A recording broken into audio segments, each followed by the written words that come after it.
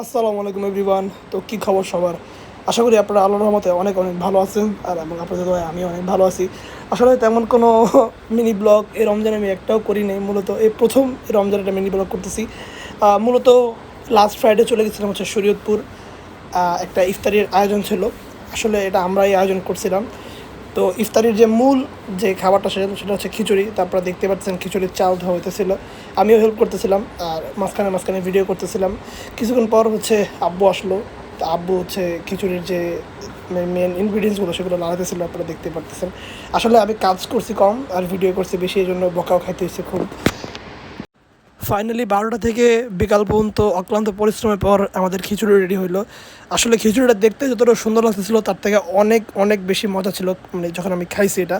আসলে খাতিরদারি করার সময় তেমন একটা খাইতে পারি নাই, বাট খাতিরদারি শেষে যখন আমি খাইছি অনেস্টলি স্পিকিং ভাই খুবই মজা। খিচুড়ির পাশাপাশি আমরা অনেক অনেক আইটেম করছিলাম, আপনারা দেখতে পাচ্ছেন এখানে তরমুজ, তারপর হচ্ছে বাঙ্গি, খেজুর, জিলাপি, শসা, অনেক কিছু ছিল।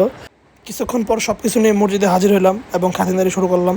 তো আজকের ভিডিওটা আমি এখানে এন্ড করতেছি। যদি ভিডিওটা আপনাদের ভালো লেগে থাকে তো অবশ্যই এই চ্যানেলটা সাবস্ক্রাইব করবেন এবং কমেন্ট করে জানাবেন ভিডিওটা কেমন হয়েছে। নমর টুডে, আল্লাহ হাফেজ।